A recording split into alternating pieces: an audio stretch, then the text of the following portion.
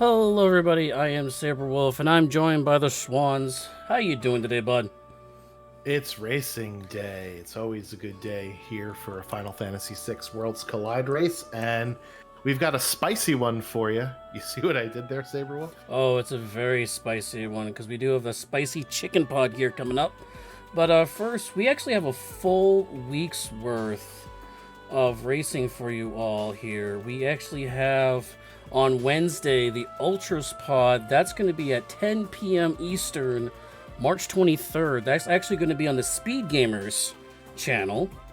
So we got that one for you. And then on Thursday, the next day, I believe this is going to be during our usual Worlds Collide time slot. That's going to be 8 p.m. Thursday, March 24th, the Inferno pod. So looking forward to that. Yeah, it'll be great to see these round 4 races go down. We've whittled our racers down to 3 per pod. We started at 5 per pod. So in this tournament, you don't have to be first. You just can't be last. And unfortunately, one of these 3 runners you see on screen will no longer be with us in racing spirit, of course. Obviously, come the end of this particular race. The flag settings are the same as they were in round 3. But just to go over them briefly a little bit here, we're looking for 6 characters and 9 espers. We start off with 3 characters. As you see over on Sid's screen, you could get a Kefka's Tower skip if you get either 9 characters or 12 espers. Setting the Zozo clock will get you a Dragoon set. Buying the Tizen Thief will add 10 boss levels to any boss that you fight. Getting the excuse me, no, that's the 10 extra Kefka levels, rather. The auction house is the... Nope, I had it right the first time. The Tizen Thief is 10 extra boss levels. The auction house is 10 extra Kefka levels. Yep, so no buying your way at the auction through this seed. You're going to get penalized by Kefka for doing that. Yeah, sometimes it might be worth it to save a minute only to have to get an extra 30 seconds because the ending fights are a little harder, but we'll see what these runners decide to do. We have 5,000 starting gold instead of 10,000 starting gold like in rounds 1 and 2, and our characters are not as swole as they were in the first 2 rounds. They are within 75 and 125% of vanilla character stats, so we'll see what happens here, and we will have a good race no matter what. Because these runners have been very close to one another through the first 3 rounds. Each one of them, I think, bagged a win in this particular pod, so it'll be interesting to see which one of these former first-place finishers will come out on top this go-around. Yeah, these guys have been definitely going back and forth throughout the entire series, so this is going to be fun. I mean, I think this is the 3rd race I've done with these guys. So yeah, I can't wait. That's for darn sure.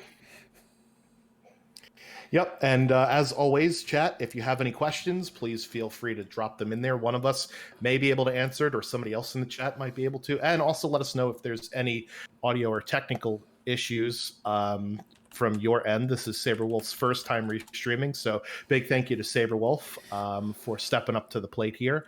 And we'll have a good race, and hopefully be able to iron anything out.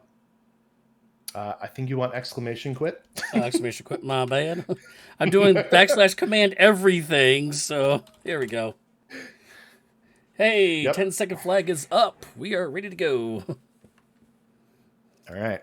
So count it down for us, chat. 3, 2, 1, and we are going to be starting go, go, go. Speaking of go, go, I believe we'll find go, go when somebody hits new game. Alrighty. Yeah, this is about 10 seconds or so behind our racers. So there we go. We're off and running now. Like a something heard of Basset Hounds. Yeah, so we get Gogo, we get Realm, we get Setzer to start off. So it'll be interesting to see where our runners go. Setzer opens up 3 different checks. Gogo 1 check and Realm 2 checks. we could see the Zone Eater Cave first, but it doesn't look like that's what's happening. Sid and Dr. DT both going to Narsh. Meanwhile, Jones is on his way to the Colingen Inn, where it's a free check for Setzer's pickup. We're going to see who's going to be sipping some coffee. It is a merchant, and that is the Terato Magicite. So first one off the board. With Jones, he's our first runner that has some progression in this seed. And for a minute there on Sid and Dr. TT's screen, I saw two Go-Go's going together on the same screen. I had to double check my stream because it's my first time to see if I didn't double up the restream. But no, Sid and Dr. TT are different people. So I actually scared myself there for a second. But yeah, we're doing some item shopping here in Narsh for Sid and Dr. DT. Not really finding too much. I got the dried meat in case we come along Gao here in a bit. Yeah, we need to have the meats just in case we decide to get hungry. Jones is heading over to South Figaro, which is where I believe Sid and Dr. DT will eventually wind up. A Thunder Shield out of a random cargo crate. What are they shipping to South Figaro? Somebody better check the docks. Yeah, and we also got earrings in the Narsh relic shop. Those are always very popular to have. I think there's a dragon horn in there too. Ooh, and an Atma weapon. There's some boots in South Figaro and a Genji glove. So we already have Dragoon possible strats here between the dragon horn in World of Balance Narsh and the Dragoon boots in World of Balance South Figaro. Jones is going to pick up those boots, even though he doesn't know that there's a horn. Now, if we didn't find the boots and horn for sale, we could certainly set the clock at Zozo to get ourselves those. Am I in the wrong tracking room? Give me 1 second here. And, no, you're in the right one, I think. Oh, I'm sorry. I just have it printed out differently on my OBS. You're fine. Okay. Anyway, go ahead. No, but the thing is about this is if we can find some fixed dice, that is, we got the ultimate jumper for randomizer with Setzer with a fixed dice full jump set because he can equip them. So we'll have to look for see if we got the full combo. Yep, the best time to dice is to jump with them and not to throw them. But we'll see if we get fixed dice. The equipment in this seed is original plus some percent, and there's an experience egg in South Figaro as well. Wow. So, you're welcome, runners, for rolling the seed. Yeah, Swans did roll this seed, so kudos to him for this, for them, for you. And yeah, I mean, this could be a fast seed. I mean, if we can get this, I mean, obviously that's going to be one of the first towns you're going to go to. So, because everybody pillages South Figaro. So this should be a pretty fast seed if that's the case. I mean... Yeah, South Figaro has a lot of chests on the exterior portion and a lot of chests down in the interior portions behind the bookshelf of the rich lady. The chests are different on the exterior portion of South Figaro in the World of Ruin. With all the stuff we've already found, Atlas Armlet, ribbon, if we need it later to sell, we might not see our runners go to the World of Ruin, South Figaro, because sometimes we'll do that because it's easy to flip back and forth between worlds here. Another free set of Dragoon boots down in the basement too. Oh, you kidding me? So, okay, so Sid... Looks like Sid's contemplating things or just writing down some notes here, as Dr. DT is also the only one that knows of the Dragon Horn in Dragon Boots combo. I think Sid definitely wrote down the notes saying, oh, Dragon Boots, I'm going to write this down in your side notes. That's not cheating. You can take notes as you go along because there's a lot of towns, there's a lot of places. You're going to forget where things are, so... Yeah, nothing is worse than going, where was that thing again? And then flying to 5 different towns and then saying, you know what, I've already wasted too much time. Yep. Don't want to do that. So Jones hopping over to the World of Ruin. Let's see if he heads into South Figaro or if he goes all the way to Zone Eater. No, it looks like he's going to double up on our South Figaro trip. Now, if we had Edgar in the party and if he was at the head of the party, all of these shops would be half off. So what I like to usually do, and some runners will do, is wait to loot ruined South Figaro until they maybe get Edgar. But Jones is just picking stuff out of boxes there, force armor, and is going to see what else is in the shops here. Dr. Nothing Jones. much. Oh. I'm sorry. No, I was going to say, he's not much there, yeah. Sid going for this out of the way barrel, trying to hope that there's something in here that the other runners will never get. It's a coin toss, which is something you could sell for some extra coin, and that's pretty much about it. I didn't actually see what abilities our characters had to start off with. No, I didn't either. Can. Yeah, oh no, he's trapped. There he goes. Go-Go could actually use any ability that is within our team if you go to the status menu. So we've got health and morph, I'm being told from the chat. So morph is very situational. Health is okay in the beginning of the seed and it tails off towards the end because it's just about a cure 2. It's too bad Go-Go cannot use either health or morph.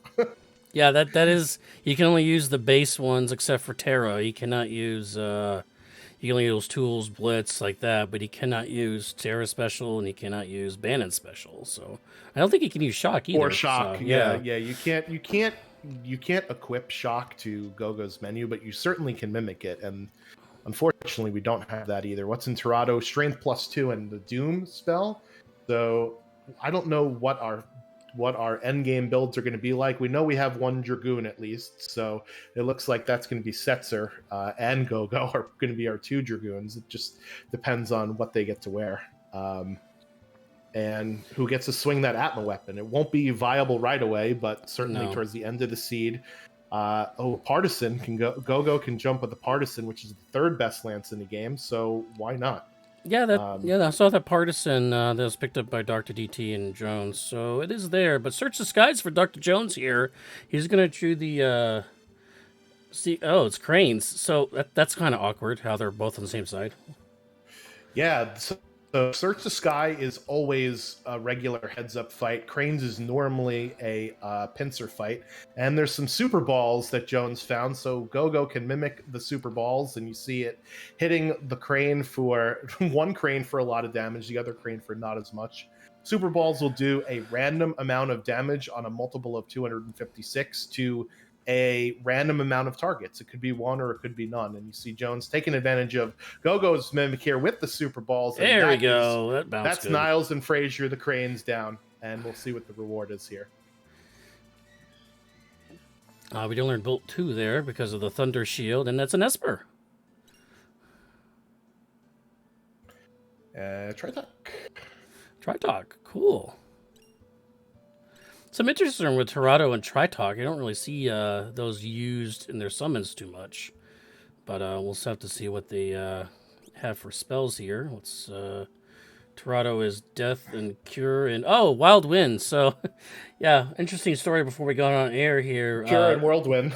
Yeah, so Sid was actually having tornado warnings in effect in his area. So luckily they passed on, so we don't have to worry about that. But yeah, Wild Wind, that just fits the theme of this match today. And Sid did find a tiger mask inside the barrel between the weapons and item shop inside of Selficro. It's good for stats. And there's a cat hood for sale on Dr. DT screen. It looks like Jones is dipping into an early dragon here. I don't know if he restocked on Super Balls beforehand, but it is the Storm Dragon. We'll do that wind, is rough. More wind stuff, and on level 3, this Go-Go with 1 HP and a dream here.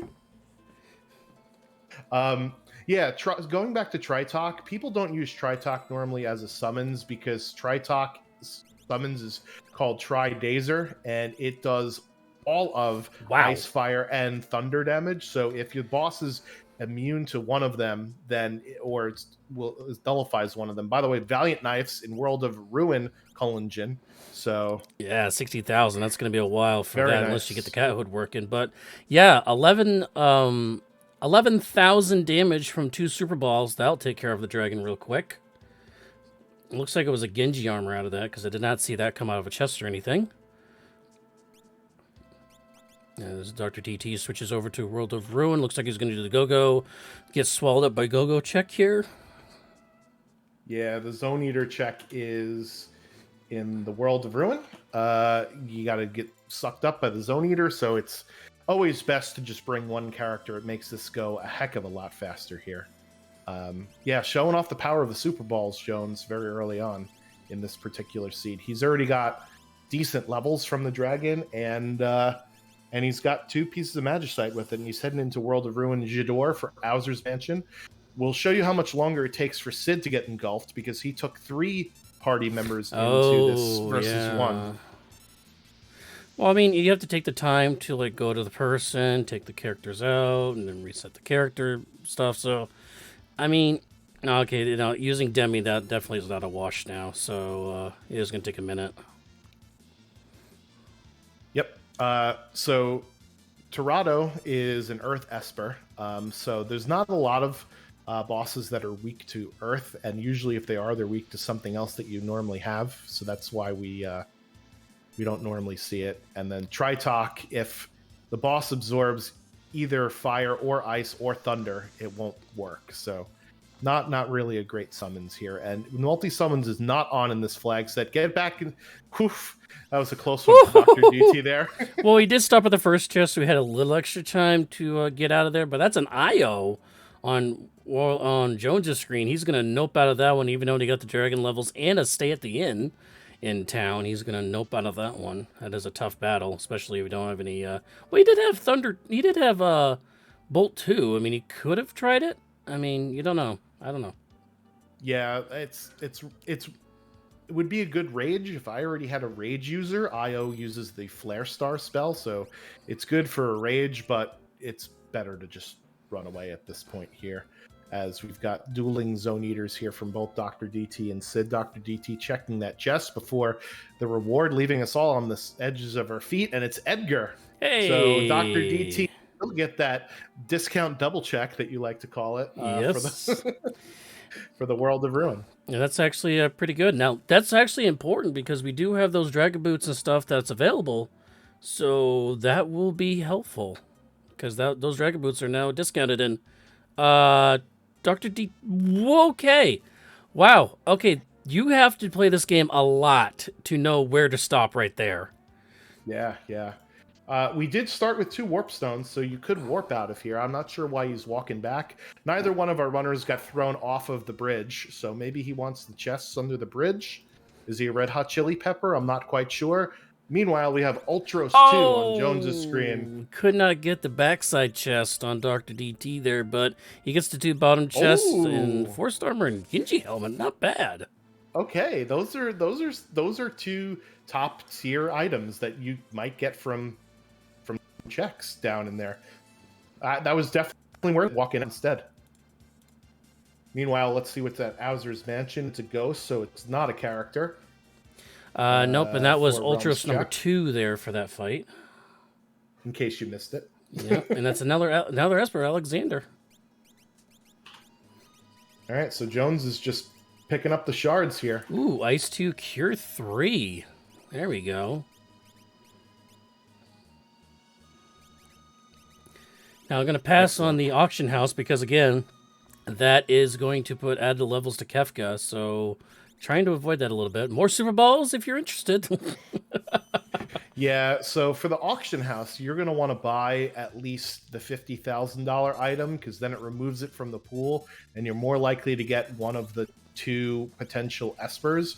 I don't know if he's got $50,000 worth of stuff. The ribbon will probably sell for $10,000, but I didn't see any other high-ticket items there. So maybe he comes back later, maybe not.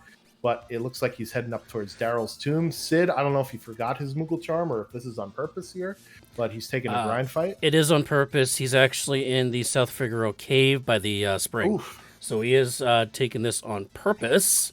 I don't think he was expecting this hard of a fight, though. But the other thing to note is that because we have Edgar, we actually have a natural jumper with those boots in the horn. Because he does use those spears and partisans like that, which does have an extra little boost of damage when you do jump with them. So, yeah. It looks like Jones is getting the extra chest, which happens to be empty this time around.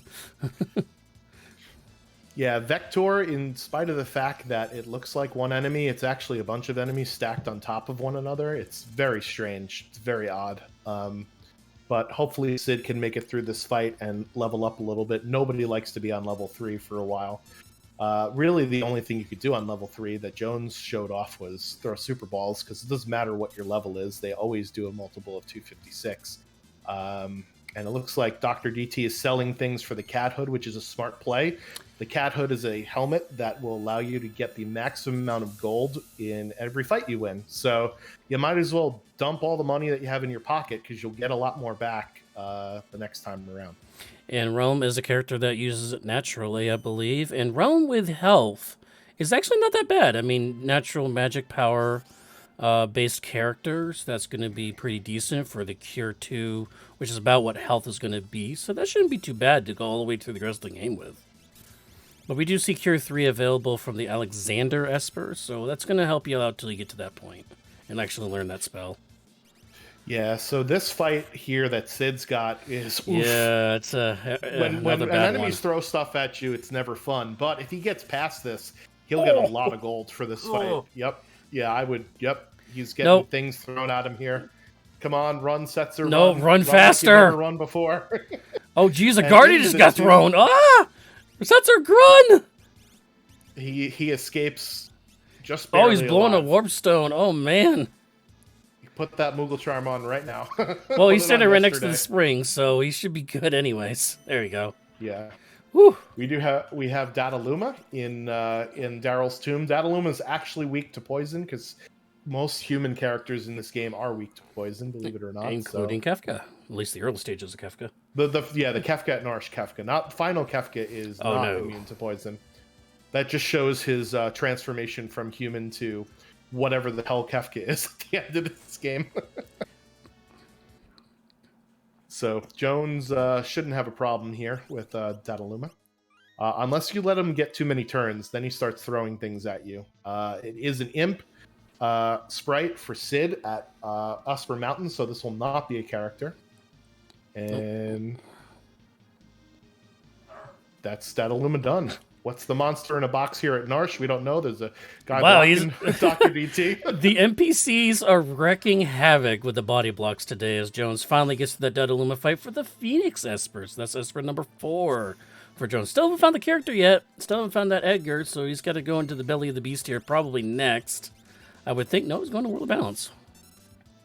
Yeah, his two choices, I think, are Zone Eater and Esper Mountain, right? He's exhausted the other options for characters, except for Kefka at Narsh. I think, man, none of our runners have seen that, so... and it's Ultros 1 for Sid. Yeah, he's laying down the tentacles, though, as Goku goes down.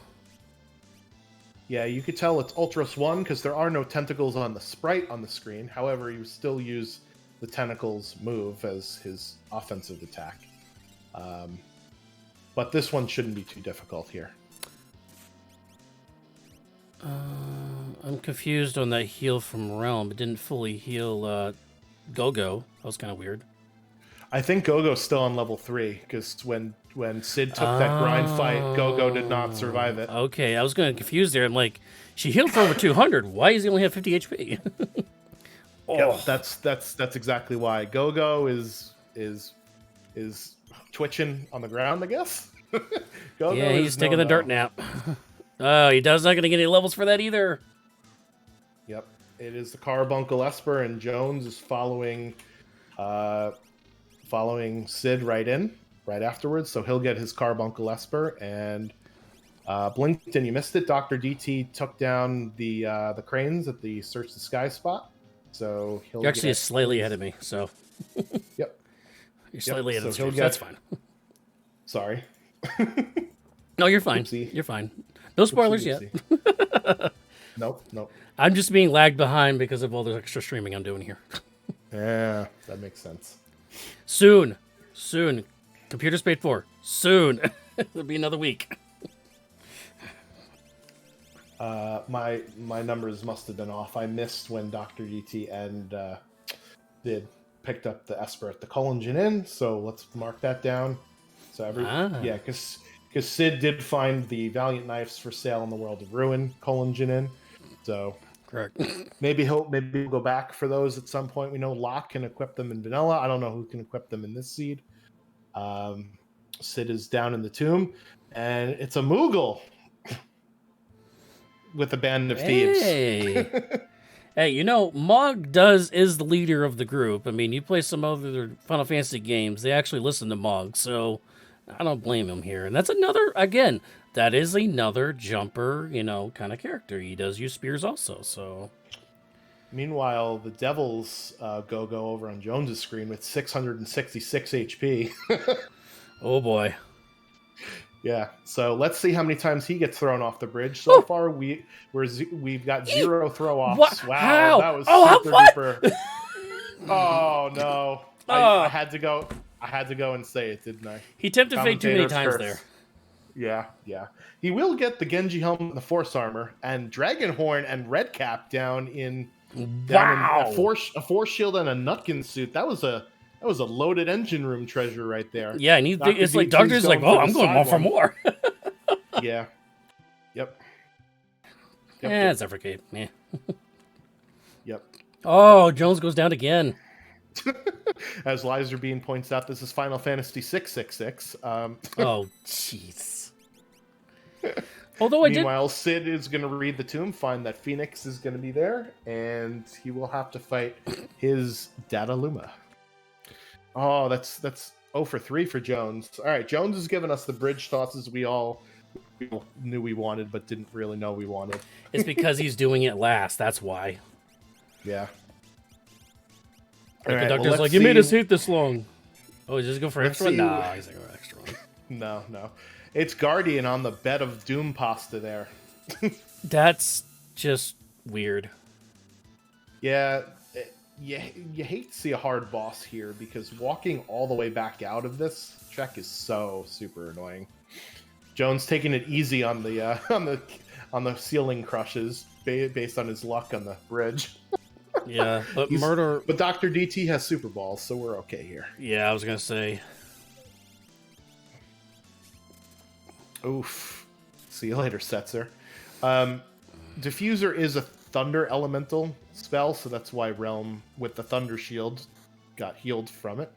And there goes Guardian.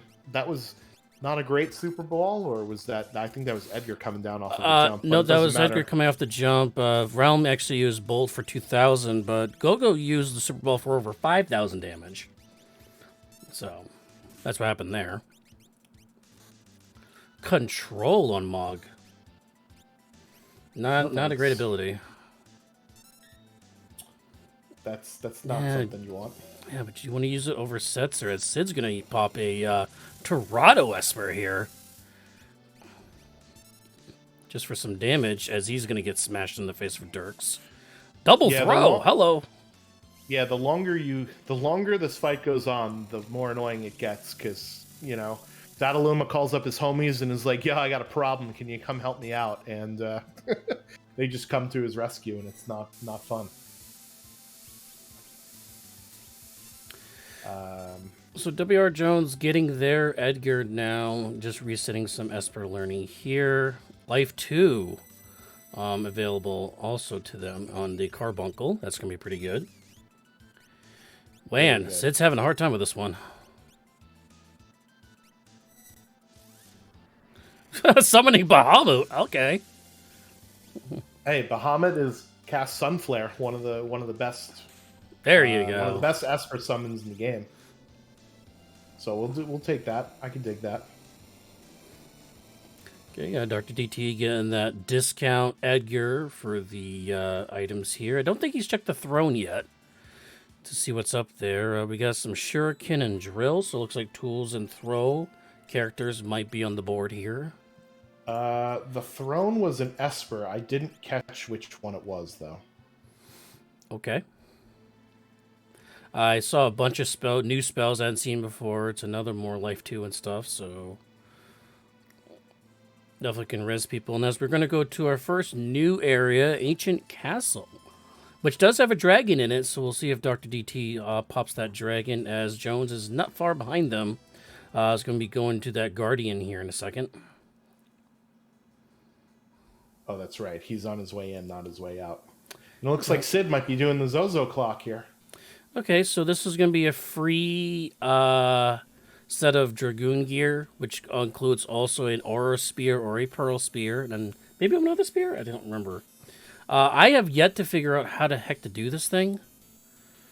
I could basically explain it to you. So There's that conga line that everybody hates. There are 5 NPCs that tell you a time in it. It's either the hours, the minutes, or the seconds. So you write those down, and those times cannot be what the clock is. So we'll see Sid doing the conga line check here. I should have done this the other way. That's not one of the people that you talk to. So here's the conga line. There's 7 NPCs in this conga line. There's 2 people, those 2 people that don't give you a time. There's 5 others that do give you a time. Write these times down because that's what the clock can't be.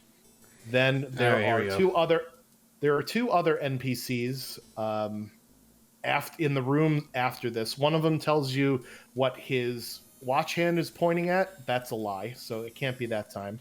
And the other one tells you whether or not a minute, second, hour is divisible by a certain number or not. And that's a lie as well, obviously. There's one that tells the truth, right? Though there's the one that tells the truth. So the clock always tells the truth. That's in the back build, the very back building. The first thing he did. Okay. No, that was the second thing he did. That's in the back left-hand building. The cafe guy also lies. So you pop into the cafe. There's a guy behind the bar. He lies. This guy right here, that's going to be behind this bar, he's also lying. And there's another dude, another experience egg. Wow. So he said the hour hand of his watch is pointing at 2. So you know that the clock cannot be 2 hours. So that's a lie. So then he goes forward up here, and this dude on the left says the hours, they're divisible by 4. That's a lie. So the hours are not divisible by 4. And so that means you could rule out 4 and 8 and 12 and a Yeti down in down in the ancient castle. Yeah, another one another character you really don't want to see is we have an ice dragon. This is his first one, so there's not a 10 level boost to their dragons. Sid's the only one that's done a dragon. Sorry, Jones is the one that's done a dragon so far. So, as that Tri-Touch just healed the dragon for 700 HP, and he's going to re-heal him again for another 700 HP. Yep, so now Sid can go set the clock based on process of elimination. So it's the cafe guy, the clock is all the way in the top left building. That clock always tells the truth. The 5 guys in the conga line, and those other 2 guys up on that apartment building. Well, you know it's not 6 because the person said at 6 o'clock it's time to go home, so it must be 8 or 10. It could either be 8. It could be 8 or 10 because we saw 2. We saw divisible by 4, so it can't be 4 or 8 or 12. So it's got to be 6 or 10. Hey. I wasn't keeping. It's hard to keep track. I was not keeping track. So it was 10. I believe it was 1050 something, 1050-20. Okay. I believe that's what it was.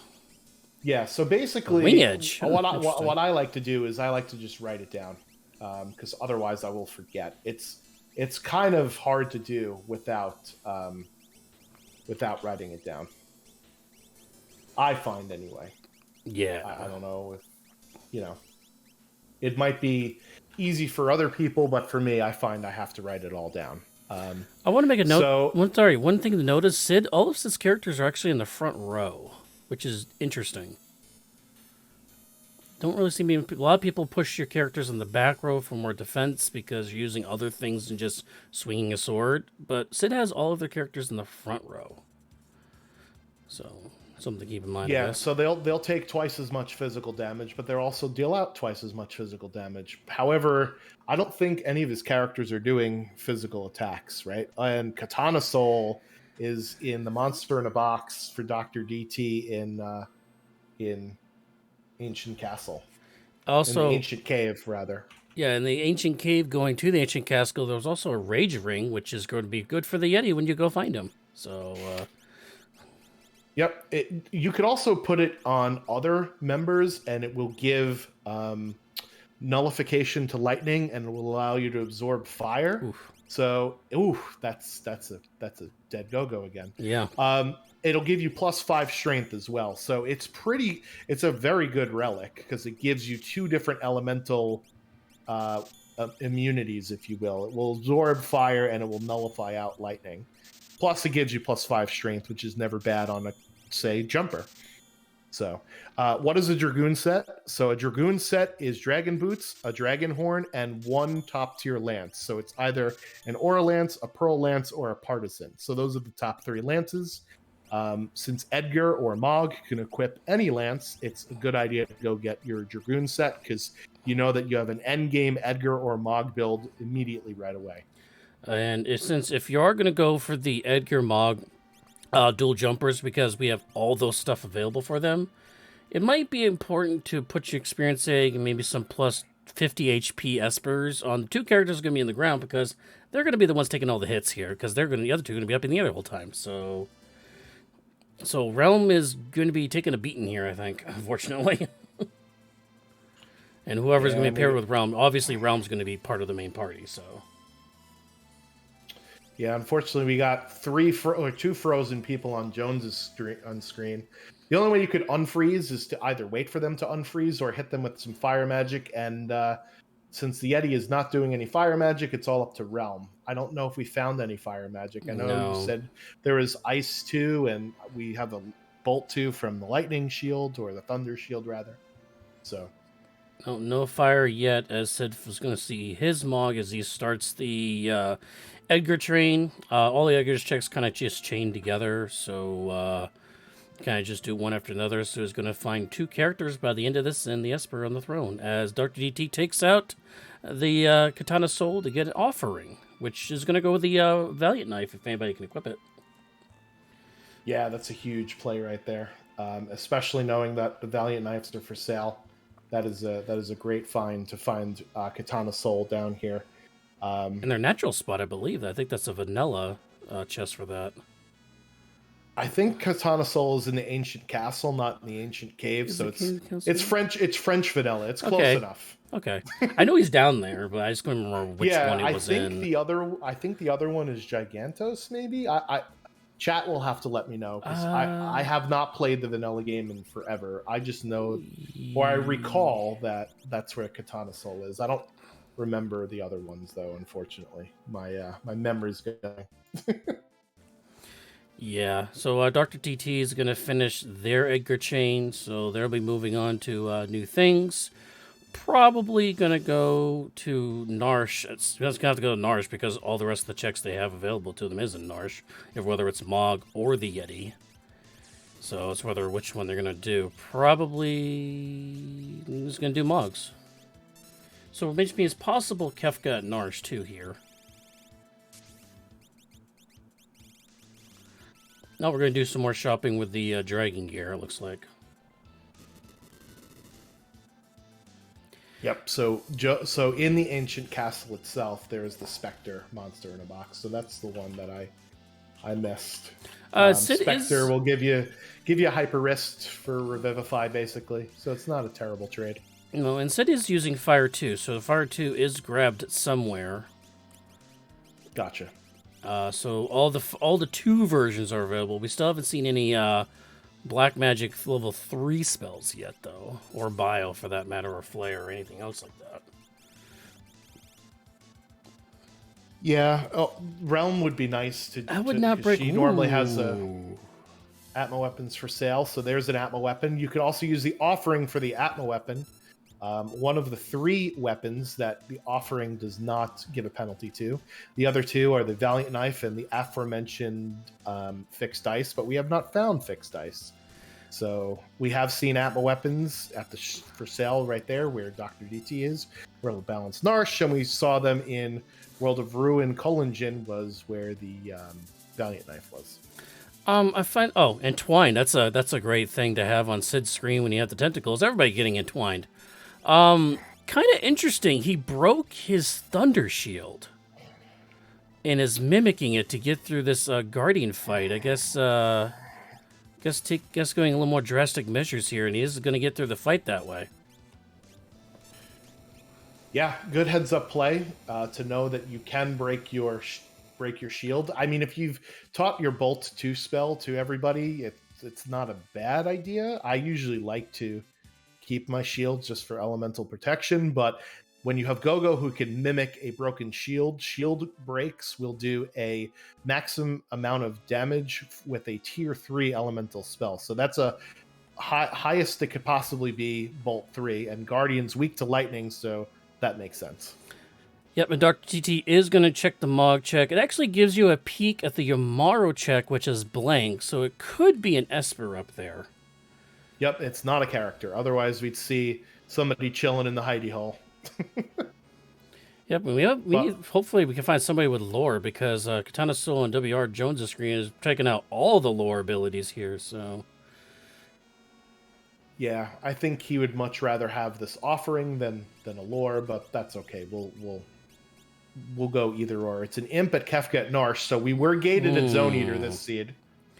Okay, yep. So we did have to go in the belly of the beast to go anywhere as... No, okay, never mind. Yeah, so that was gated because of the starting characters.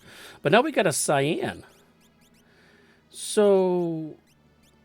Seeing Jones with, like, extra 2 Espers on them, I'm guessing that Dr. Oh, DT... he doesn't pick Doesn't Cyan? pick the Cyan? F's in the chat for Cyan. Wow. I didn't see what he picked over Cyan. I totally missed that. That's amazing. I think it was just like a Genji something. It was Genji Glove. Oh, was it a Genji Glove? Well, Genji Glove offering double Atma on the Murder Child. Okay. Yeah, there's Atma weapons for sale. I would rather have a Genji Glove than Cyan, to be honest with you, because we already got our 6 characters, and we don't want to unnecessarily increase scaling. So I approve of killing Cyan. But where do you go from here, though? Because, I mean, Realms checks don't have a character. Setzer's checks don't have a character. That's true. I mean, did he just block himself from advancing any further? Well, you can go to the World of Ruin, Narsh, and back in the mines, you could pick up what gets dropped at Lone Wolf. So he'll probably go back there and go get it after he does all the Yeti checks, right? Just so that he can progress in this seed, because he won't have enough checks to get all of the other Espers. So he'll need the checks at some point. I approve of killing Cyan for the memes. Well, I approve the same for the memes, but you're adding an extra like 15 minutes now, aren't you?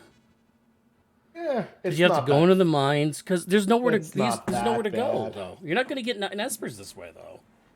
Correct. You're going to have to. He is going to have to pick up Cyan at some point. Yeah. I just, it is hilarious that was. I know. I'm laughing too. Don't get me wrong. I'm laughing because that's just silly. Yep.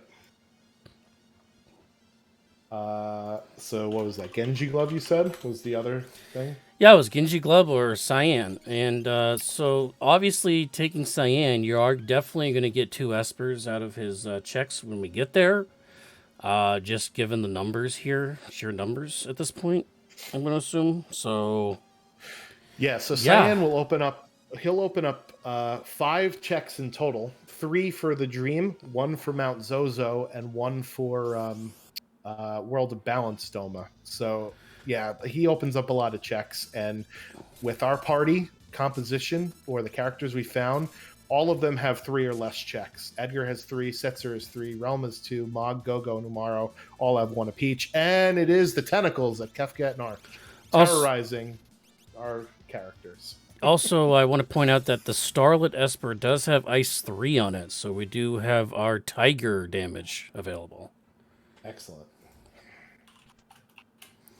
And Doom, so we do have Tiger, we got the Doom damage, so we got 2 parts of it. We do not have Fenrir, we do not have Golem, we do not have Siren or Mute yet. So we are missing some of the tools for Final Kefka here. Yeah, our runners still have a bit to go, because this is a character stacked seed with just the way it was. It seems like it's a kind of linear seed, unfortunately, for people that are not fans of linear seeds, that like the more, go everywhere type of seeds. However, linear seeds will also get to show you who makes the better decisions regarding routing of certain checks first, and obviously of abilities. If everybody's got to do the same checks, then whoever does them all first is obviously better than the other runners. Ice Dragon on Sid's screen, Skull Dragon, that's some new information on Jones's screen. Now, does it behoove you the fact that he's using Yamaro over Gogo or Mog? Yes, but maybe he has an affinity for the Yeti. Do we have any Yeti lovers in the chat? I don't mind Yeti, just not for Final Kefka. I don't like Yeti, period, end of story. A berserk character is not a good idea. But Gao with Stray Cat. Yep. Gao with Stray Cat's a little different because, you're Okay, going to be using that character the entire... Yeah, you're right. There are exceptions. Speaking of Stray. Speaking of Stray, but that's our Esper that we got at Kefka Narsh. Yep. So Dr. DT with Esper number 4. Ice Shield coming from the Skull Dragon in the in the snowy fields of Narsh there. That's Jones's second dragon, or is that his third dragon? Have I miscounted? I think that was his third. That was his third. So he's got some big levels now. He also got a fire shield at some point. That's where he got the fire. That's where they're getting the fire 2 from. So that might be the reward from whatchamacallit, from the ice dragon here on Sid's screen. We'll have to see what Fire it is. and ice. There you go. Number 24 at the Tritalk spot. Okay, so MM Junior. So that's not too bad. But Mom, I want Magimaster. Mom, we have Magimaster at home. This is Magimaster at home here, and it is getting bullied by this ice dragon here. Does not have any ice elemental protection, unfortunately. Oh, yeah. Stray is a pretty nothing type of Esper, though, unfortunately. Yeah, I'm seeing that now. Cure 1. I mean, there's nothing there. Vanish, multiple vanishes. Which, I mean, that could help. I mean, Vanish is another variation that you can have for getting around the 10 hits and stuff. Yeah, Takes a while to set up, though. You could use it to block Calmness. It's not an advisable way to do it, but you certainly can. Oh my god, more Super Balls. Yeah, we're just throwing Super Balls all over this seed. Meanwhile, we got a Frozen Realm, a down Go-Go, and not a Esper. It is another Dragonhorn, in case you didn't have enough of this seed. Jump. We're jumping. We are bouncing. I mean, we're just an inflatable toy here, I'm just saying. One of those inflatable bounce houses. I've never been in a bouncy castle before. You haven't? I have never been in a bouncy castle.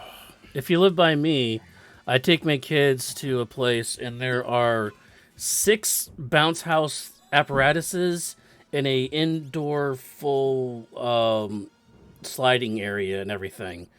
It's awesome. So you'll have to go. Well, I'll have to steal you and take you sometime. All right, as long as they're adult sized. Oh, they're big enough for adults. I would definitely break a kid-sized one for sure. No, these are huge. These are big. All right, so I didn't see if it was a Magicite or an item that was removed from the Sasquatch cave. If anybody in the chat I didn't either, let me know. But that's not a boss you want to see. Yeah, those are the Three Stooges. I'm going to go back and go see if I could figure it out. So give me 1 second here. Yeah, what you want to do in Three Stooges is you got to kill the top guy. The top guy channels basically his inner Phoenix, because he does fire, he does raising, he does the healing of the 3. So you want to take out the guy floating up top first, and then after that, the back to front. It's whichever you want to do. Usually it's the back to front, but you have to kill the top one first. All right, so it's an Aura Lance that he pulled out. So hey, more Dragoon stuff. Yeah, I guess Jones either really wants this item or he didn't save before he jumped down into the cave. It's one of the two. Unfortunately, both Yeti checks, both the Tritalk spot and the Sasquatch cave are both dead checks. So you definitely have to get Cyan. Yep. Yeah, you're gonna have to get him, because I'm trying to do the numbers here. And quick maths, it doesn't add up. No, so I guess the only way and the best way to go in there now okay, let me ask you, which is the best way to go after that extra Mog dropped item, quote unquote, drop person, this matter? Do you go through the security check, or do you go through the Elder's house? Which would you do? I go through the Elder's house just because you could also pick up the 3 chests along the way there, if Mm-hmm. you really wanted to. If you go in the side entrance, you probably can get back to those chests, but you're definitely going out of your way for it. So I expect to see. Well, it depends on what our runners' preferences are. Obviously, Jones unfortunately doesn't know that he has to go to get. Cyan at the top of Narsh. So he's going to be, I guess, kicking himself unless he actually picks Cyan over the Genji glove, and Yeah. not for the memes like Dr. DT did. Also, I want to remind everybody, well, we got a quick second of people doing some crisscross applesauce repeating. Don't forget, Wednesday, March 23rd, 10 p.m. Eastern, Ultros Pod will be running their version of this seed. Not this particular seed, but it'll be different. This flag set, let me just say that. This flag set, they'll have their own version of the seed, so it'll be completely new characters and everything. That will be on the Speed Gamers channel. We don't know which number yet. And on Thursday, March 24th, we got the Inferno Pod. That should be right here at 8 p.m., around 8 p.m. Eastern, right here on the Worlds Collide. Yep, I'll be running in the Ultros Yeah, pod. you'll be running Hopefully I will those. be Yeah. hopefully I'll be moving on, and hopefully the seed is kind to me. It was not kind to me in one of my practice runs earlier. I ended up with like 2 hours and 15 minutes, which is not going to cut it in this tournament, because now that we're down to like only 3 per pod, the runners are all really. I mean, they were all really good when we started it out, but now they're exceptionally well. You know. Yeah, and but have you run the Future Seed yet? Have the Future run the Week 5s yet?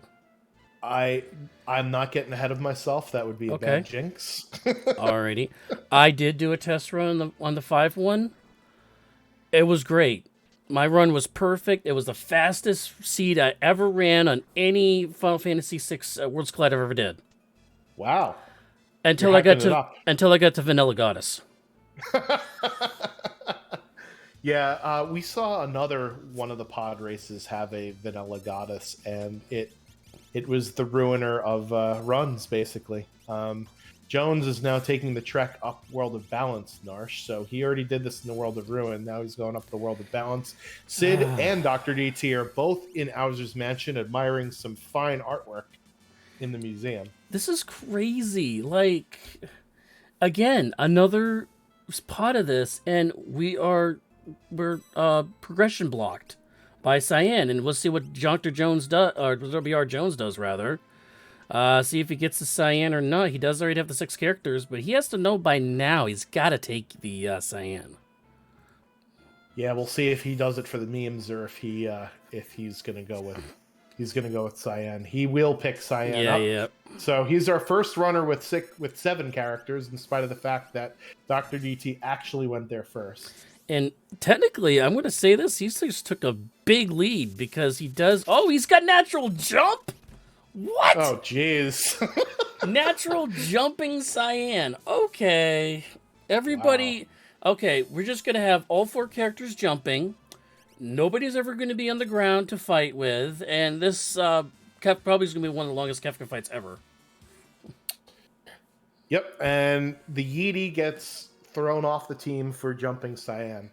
Now it'll be interesting to see if Jones goes and does Cyan's checks immediately right away. I'm cheating a little bit and looking at his tracker, and it looks like as you can because you are the tracker. Yep, this is his last location character, by the way. So he's definitely doing Cyan checks next because he has nothing else to do. He does doing Kefka. What was Kefka at Narsh? It is an Esper. Okay, so it'll be Esper number Stray. 7. So yeah, so by the time he's done with Cyan, Cyan's likely to beat at least 1, if not 2 Espers. Just by doing the dream. So yeah, we got a chance. Doesn't he asking in chat? Did Boo roll the seed? No, I rolled the seed. This guy did. Yep. I'm your honorary Boo for the evening. I did not. I was busy doing. Fanatic, apparently, I was busy doing my first restream ever of this, so he said, "I'll roll it for you." So So while we're fluffing each other's chests out, give our commentating stream and our runners a follow here. They're the ones putting on the show for you, as all three of our runners are in Narsh, but just different worlds of Narsh. And I'm very fluffy because I'm a wolf. Just saying. There it is. So Jones at the Tentacles, the bottom right tentacle is susceptible to doom. So see you later. Sid is going to be fighting his Skull Dragon. We'll see if Dr. DT also fights the Skull Dragon. Looks like he's skipping out for now. Looking to see maybe if he can get some additional Espers to learn some spells. Dragons will give you 50 magic points. Oh, he went to save first. Never mind. So we got double skull dragons here. So yeah, so sometimes you want to see if that Tritox spot gives you an Esper, because dragons will give you 50 MP. So you could basically learn almost any spell. Dr. DT, I think, is rebelling against Jump because he actually has Edgar doing the double Atmas right now. As Mog finally does Jump. Okay, so... Yeah, double Atmas will be a good strategy. I don't know what his levels are like, but if he's doing 2,000 a swing, it's got to be in either the early or mid-30s here. The dragon will puff him up some more. Jones getting Esper number 7 with Stray there. And the Skull Dragon is actually weak to Fire and Pearl. Ice will hurt it. Unfortunately, Gogo is still down on Sid's screen. I don't know how much...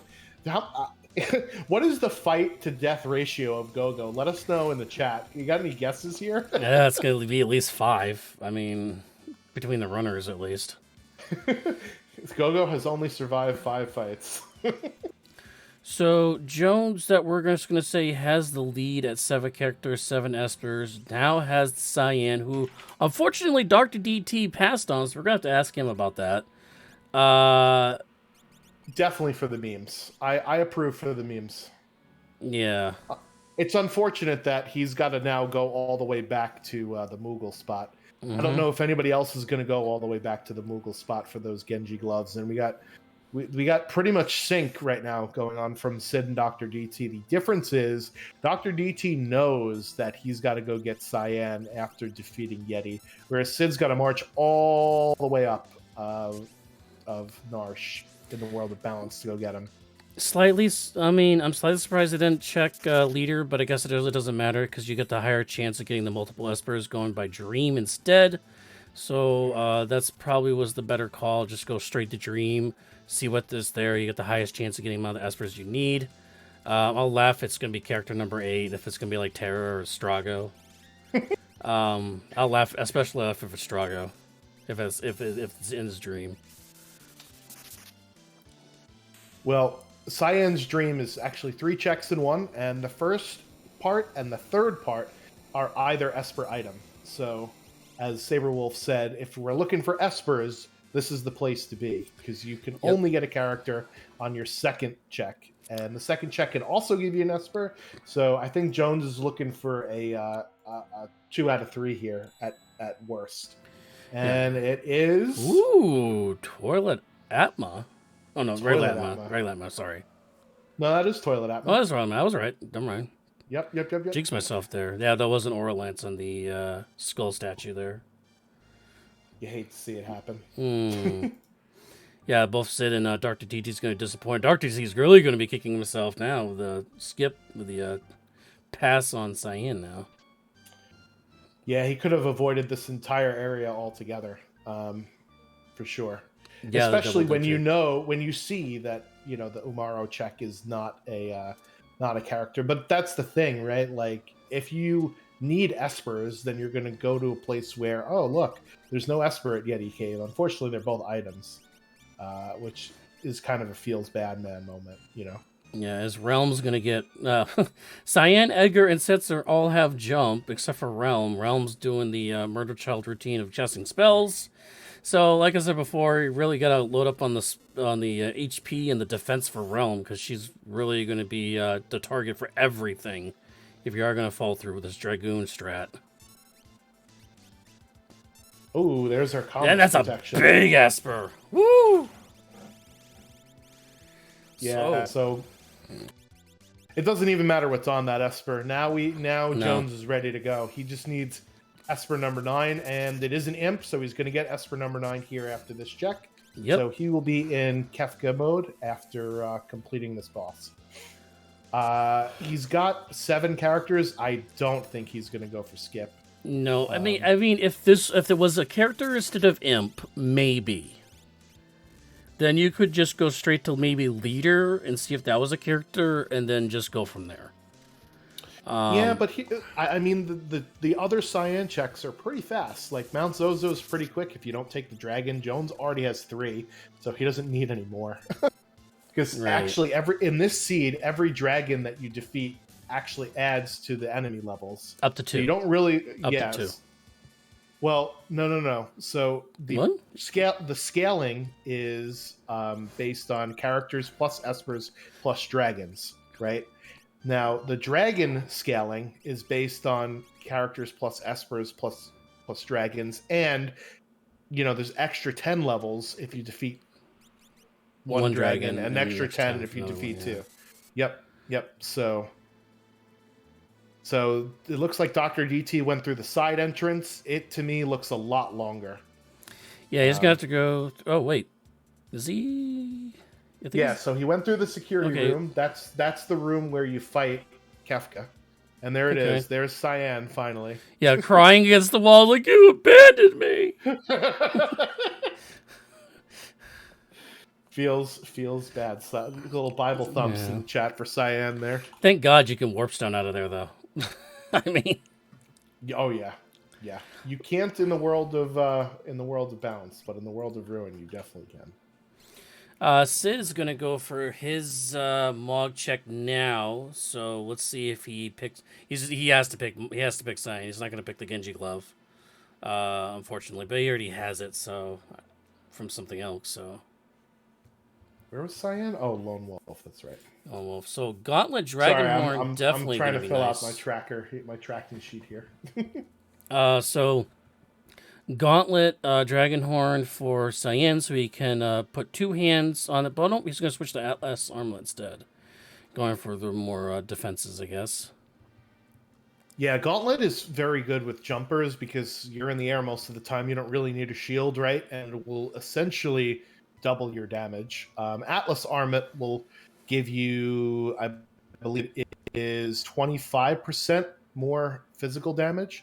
So Gauntlet will give you more damage than an Atlas Armlet. I think Jones is got a bathroom break going on. That was an insta reset. I did not see what that was. That was way too fast for me. It must have been a character because DT is not looking for characters at this point. I just didn't see what it was. It was Sabin. Thank you very much, Falcon Hit. The real MVPs in the chat tonight. Yeah. Well, we're pulling double duty here. I mean, we're doing restream and tracking and commentating, so we're pulling a bit of double duty, making sure we get you all the pods available that we can to you in all the races. As Sid does take the Cyan as predicted. He's going to be moving on to the Dream themselves here in a bit, as WR Jones is about to fight the boss here. But yeah, he's going to take that quick best bathroom break here. Yeah, there he is. There we go. Hey! Giving Dr. DT a little chance to catch up, but Jones does have 8 espers, whereas Dr. DT only has 6. So Dr. DT is hoping for a clean sweep here in Cyan's Dream, and we know the first 2 are level check, and Cyan does not pass the level check on the screen. Oh, that's a nightmare for him. Ba-doom. Yeah. We'll be here. Well, we won't be here all night because the stream has to stop at some point. But shout out to Sin Pro. Dr. DT forgets his Moogle charm and decides it's quicker to reset than to try and fight that fight. Meanwhile, Sid is going to be doing Kefket Narsh, so he'll get Esper number 6, and I'm guessing that he's going to run straight to Cyan's Dream, like we saw our other 2 runners run. Yep. Memento Ring will make insta-kill spells like Doom and others miss all the time. So Memento Ring will help. I usually sell it because it's a nice $8,000, and I don't find I get doomed all that often. But Yeah, I yes, mean, if you're going up against Doomgaze, it helps to have that on. now does it help you against calmness? No, because so Memento Ring will protect you against insta death magic spells. Calmness is an insta death physical attack. Spell. Okay, yeah, or Right. So availability. that's why Memento Ring or Safety Bit, I think is the other relic, does not work against Calmness because it's actually a physical attack. So that's why the Image status or the Vanish status will work, because Image and Vanish will allow you to bypass any physical attack, right? So that's why that can work. And that's why Earthwall, which is Golem, works, because Golem protects physical damage and not magical damage. Yay, nice. technical details. No, that's what we have. Anybody who's new out there, this is all the little stuff that you can learn when you go through this randomizer and stuff that you can pick up that will really help you along the way. As I mentioned, we want Realm to be very beefy. Dr. W.R. Jones's Realm is now up to over 3,000 HP now, versus the rest of the party. So I believe they had a +1 stamina on them for a while too. So yeah, stamina unfortunately really doesn't do much. It will help you from things like seizure status and poison damage, but it actually is bugged so that you actually get poisoned for more if you have higher stamina. It's very weird how it works, but so stamina is just a stat when you see it on Esper bonuses. Odin. Just ignore it. It doesn't mean anything. And that is Go mode, or Kefka's Tower mode, or rather Final Kefka mode for Jones. Yep, and that was an Odin Esper as that was well. Odin, you said? So that's another Esper that's also actually helpful, taking out Short Arm, taking out the Machine. As the other Esper we get is Infrared, not a helpful Esper towards the end game. Let's see if we can learn off them. Odin is Life 3, that's pretty good. Golem has not much of anything. Infrared has Cure 3 and Haste 2. Yeah, haste is good for the tentacles battle, but since we already beat them, it doesn't really matter much. Yeah, but I mean, laying down a haste 2 at the beginning of Kefka can be, helpful, especially when tier 2 actually puts haste on everything on their end, so you can keep up with the rounds of attacks, I guess. Yep, that's for sure. Meanwhile, Sid is going to do some party finagling here. I wonder who he's going to choose. He's just unequipping people, so I'm guessing that is for the Snow Muffler from Umaro. That is, so in Worlds Collide, you can actually equip and unequip, more importantly, Umaro. Looks like Jones is going for yet another dragon. Maybe he's not keen on his levels. So this will be dragon number 4 for Jones. So he didn't do the Opera House dragon before. I thought he did. That was who was that? Was that Sid? No. Yeah, that was Jones. So yeah, he just gets thrown out. Wait, what? I'm so confused. What is going on? So he already defeated this dragon, so that's why he got thrown out when the lever came. Oh, because okay. Cyan's not an actor. He's not allowed on stage. Dost thou think of thee be actor? He did it so long ago. Okay, let's go for the I get that. He did it so long ago that he doesn't even remember he did it. So Sid doing leader funny. For the Sabin. That's something you never really see. Tools. So Jones is into KT. What's our time looking here? 104? Yeah, 104. KT at 104. Yep. Around there, yep. Yeah, so Sid is going to get Sabin, so he might be on the skip track. Maybe he knows that he's behind, or maybe he thinks he's behind and is like, the only way I catch up is to do the skip. I don't blame them. And after doing the Sabin, do you think you would do the Waterfall if he wants to get another character? Yeah, the Falling House. You still got Mount Zozo. You do checks that you could peek, because if you're like, I need if this is character number 8, right, and you want character number 9, so you would do checks that you could peek. So for Sabin, that's Collapsing House, that's Phantom Train, and that's Imperial Camp. You could peek the Imperial Camp after the first fight, and you could peek Phantom Train before you go through the entire train. So that's what I would do if I was Sid. Yeah. Meanwhile, Yeah, I like Dr. that. DT is I like getting that. Esper number 8. I didn't actually see what was on the throne. It's a goddess on the screen for WR Jones on the Inferno check. So that's a French vanilla goddess here. Oof. You hate to see it. Yeah, but we actually have a good team. He has Setzer, Realm, and Go-Go. Go-Go can mimic the Ice 3 coming off Realm. That's why you always want to pair Go-Go. But not that it's really doing much damage, but... Yeah, and that's Go mode for Dr. DT with the trifecta of Espers that was in Cyan's dream. So, had he picked up Cyan way back when, remember, he was the first to see Cyan, he might be in the lead right now. But hindsight is 2020. And Sid's just starting the dream now. Yeah, and for me, I'd rather not intentionally increase the difficulty of the seed unless I had a plan for it, right? So I get it, and it's unfortunate that both of the Yeti spots are dead. If they weren't dead, I think this might have been a different story, right? Because you could do Auction House, you could do to Zen Thief to get your Go mode, but having both of the dead checks at Yeti definitely hurt Dr. DT there. We got Berserk on Ifrit, so in case we run into you-know-who, we could cast you-know-what. Well, our first boss of the Kefka's Tower wasn't that great, so... Yeah, so Skid might... Skid, wow. You're doing it again! Last time I commentated Sid, I did that as well. So Sid might be doing the right thing here. Ooh, and it's a dead going goddess. for the skip. Nice.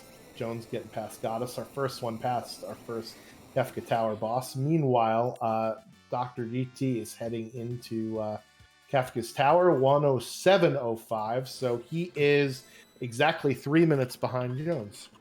So, wow. I saw a quad 9, I don't know where it came from. On Sid's screen. Not fixed dice, rather. Is that Realm bullying Atma? I don't know, I thought that was a jump from Cyan, but yeah. That's what the murder child can do, folks. Couple of earrings and some good magic power espers. Although I didn't see any of the seed, right? Did you see any? No, but here's the thing. Here. Think about this. Now Sid is going to get through this. Okay, they're going to be sitting at 9 espers and 8 characters. Mm-hmm. Would you try to go for character number 9? Would you try to peek it at this point? You're 107 into the seed. It's been pretty rough, but it's been double gated for that matter. Was gated behind Go-Go was gated behind Cyan. Oh, Go-Go, sorry. Go-Go to Mog. Oh, no, Go-Go to Edgar to Mog to Cyan. It was quadruple gated. Yeah. I try to get my 9th character if it's at Imperial Camp, or I would just jump off of Barren Falls because that's real fast. But other than that, I don't think I'm doing Phantom Train. I think it's a little bit too long. So doing the skip saves you around like 5-ish minutes of doing everything that Jones is doing now, which is defeating the boss goddess and getting all of your characters on the right steps and statues. It could take longer depending upon what the boss is at the Inferno spot, rather. Yeah. And Goddess certainly is not a fun one to fight. Yeah, a good skip on Goddess wouldn't be that bad. Yeah, so you have to weigh out how long you're going to do the check versus how long you're going to save, right? You're going to save if you think that your check, if you do it, takes 2 or 3 minutes, and if it saves you 5 or 6, then obviously you want to do the check to save you 3 minutes. But Sid, like I said, is probably feeling behind, maybe, because he last locationed a few things. So and the fact that he went and got Sabin leads me to believe that he might do it. Oh, I forgot about Collapsing House. That's what I would check. Yeah, first. Collapsing House. That would be first because that's an instant peak. Right. As Dr. TT is about to go into Goddess here. Yeah, good luck for Dr. DT. Yeah, that's what I would do is go right to Collapsing House after this, and then Imperial Camp. You could see what the reward is after the first fight, and they're fixed encounters. So at worst, you could run away from every single one of them if you really wanted to. What are his levels like? He's got his levels are pretty good. His Edgar, I think, is level 45. Remember, he got the second experience egg. In where the heck was it? There was a second experience egg. I don't remember where it was. South Figueroa was one. Maybe everybody got it. Wow, that was a quick goddess. Yep. Ooh, Haydn and the Haydnites at the Inferno spot. Not fun bosses so far in our Kefka's Tower. Nope. Oh, Zozo. That's right. It was at Zozo. It was at the clock. It was in the clock room, I think. Right? The experience egg was in the clock room. So yeah. Oh yeah, you're right. I don't know if. So nobody else is getting that experience egg. So he has 2 of them. Unfortunately, Realm is a multiple of 5 for the Doomgaze fight here. So his levels will probably be fine because he has not 1 but 2 experience eggs. Yeah, which apparently is on Setzer, because Setzer has the same amount of health as Realm does. So I'm going to assume that Setzer had the other experience egg for them. Yep, so Haydn and the Haydnites on Jones's screen. There is 1 Haydn and 4 Haydnites. The one in the bottom left absorbs basically every element and can zombie one of your characters. So that one's a bit of a yikes.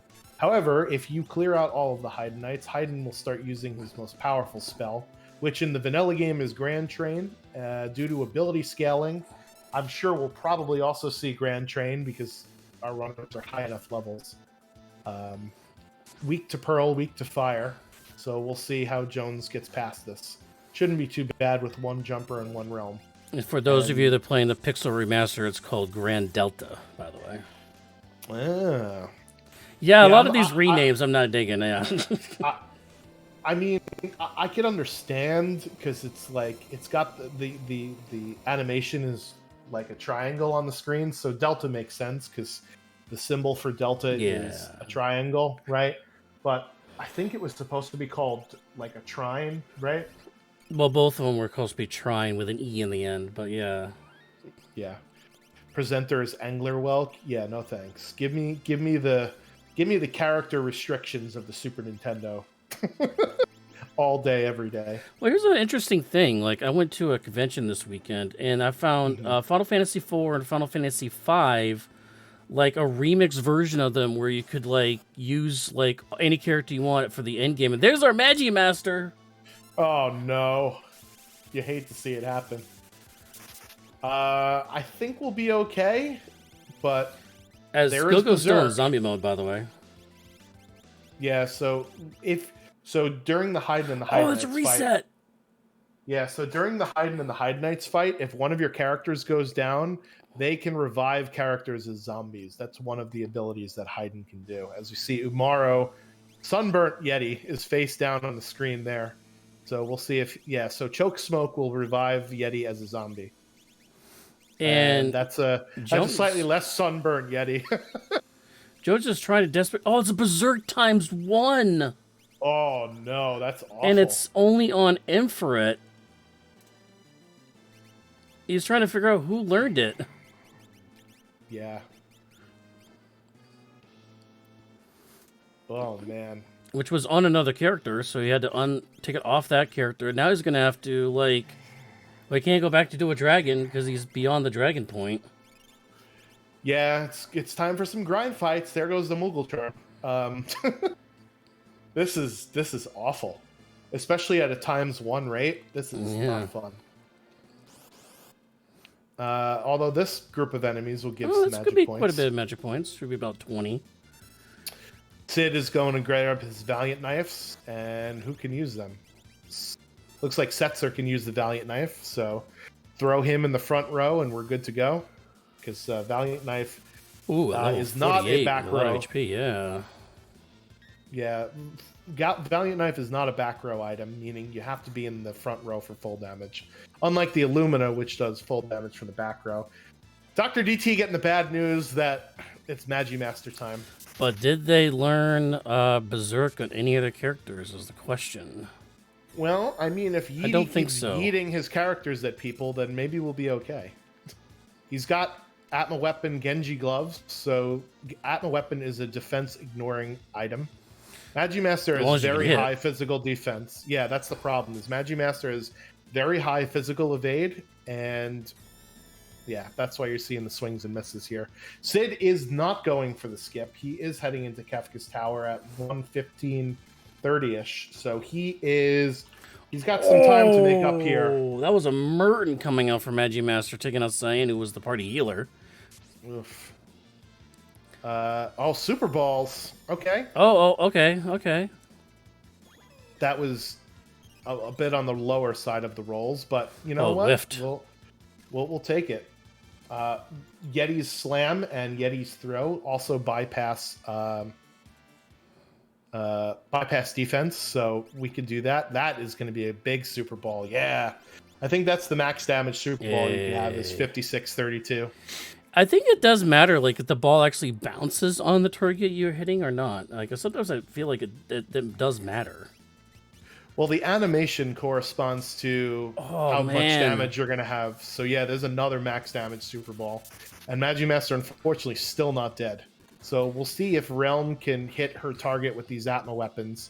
Unfortunately, Atma weapons need you to be fully... full HP. Ooh. And there's a reset. A little ahead of us. Oh, I'm so sorry. No worries. Spoiler alert. Spoiler alert, Rom goes down. Well, that does... this is an interesting impasse, though, for Jones and Dr. DT, as Sid's going to start charging up from behind. Up the mountain here. Dr. DT looks like he's going to go try again, this time with Atma Weapon offering, so he could have 8 times the slices and dices. Hey! Meanwhile, Jones is learning Berserk here, and that's the problem with the jump seed, is that if you run into Magimaster, that's not going to help you, because he has such high physical defense. Yeah. And down goes our Sunburnt Yeti again. Jones has got Jones has got Berserk 50% learned, so a couple more of these fights and he'll be good to go. And there you see the power of the Genji Glove offering. Oh, offering never misses. So that's why, yeah, this Magimaster. Oh yeah, this is going to be as long as Realm can stay alive and stay at high HP. Unfortunately, when you put a second Atma weapon on, it also means you remove your shield. She is wearing Force Armor and a cat hood, so it does have a little bit of magic defense. Yeah, so both of those will definitely greatly reduce Magimaster's power. But now you see the swings are for a lot less than they were before, but Cyan, being our party healer, will make sure that Realm can beat up Magimaster. And there it is! Yeah, Magimaster down for Dr. DT. Yeah, nice that was about 17,000 damage on that last swing of Atma weapons. So with the and that also gives us our Mega Elixir for the Fallen one. So good stuff there. Jones running into a group of veterans. This is a terrible fight. At least the last fight is doable and rewards you with a lot of MP. This one is just annoying because these guys can instant death you and condemn you and just make it just miserable to be around. Sid is finding Goddess but has a jumper, so Goddess is weak to physical attacks, but normally a physical attack will proc her love token ability, which means that people have to eat her physical damage for her, but with a jumper that bypasses the love token counter. Genji offering double Atma is nice. Yeah, the problem with it, like I said, is you have to keep your user alive and at maximum HP, and without a shield it's a little bit harder to do. With Valiant Knife, that's not the case, because Valiant Knife gets better as your health goes down, so not having a shield is not that big of a deal. Kefka, we're done. Kefka came down from his Light of Judgment tower here to meet us over at the Doom spot. And Dr. DT switches the offering Genji Glove Atma weapon back onto Edgar, so that he made short work of that one. Yeah, that was a huge heads-up play by Dr. DT, recognizing that Atma weapon can pierce through defense, and that offering means that it always hits. So, excellent job by and him. Sid gets through Goddess on the first try, so that's that'll help them out to catch up here in the speed a little bit, as Dr. DT does officially take the lead, as Jones had to learn Berserk, tried to do Berserk to get around this Magic Master here, which basically prevents him from changing shields, casting spells, or anything. Yeah, it means that he only does physical damage, and Magic Master doesn't do a lot of physical damage. Unfortunately, our team is built for physical damage, and Magic Master still has very high physical defense, so a few quad 9 ice 3s, though, will certainly shut him down. And it's Vargas and the Apple Toilets, the iPoos. The Pooh Bears.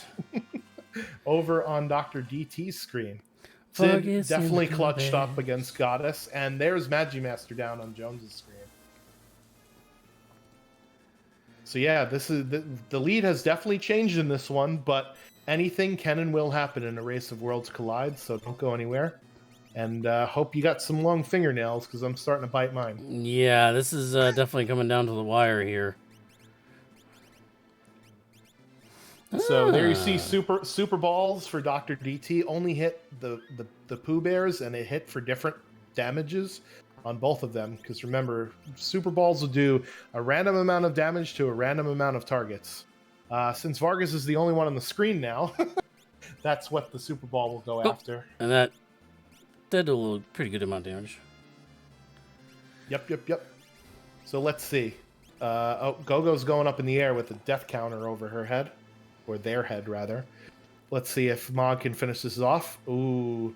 I think we might have a dead Gogo up in the air. Yep. So Gogo's going to do this damage when they come down, and then it's going to fall flat on the ground.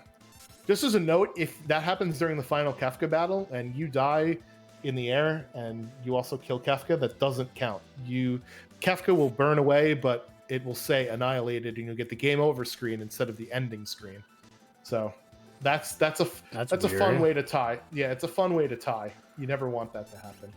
But that is the last statue down for Dr. DT, and he will be stepping on the switches to fight the Mad Clown himself. So 122. How long was that? Let's go around probably close to 123. How long was that Kefka Tower for DT? Because I believe there was a second one in. He went in exactly 3 minutes behind Jones at 1:07:05.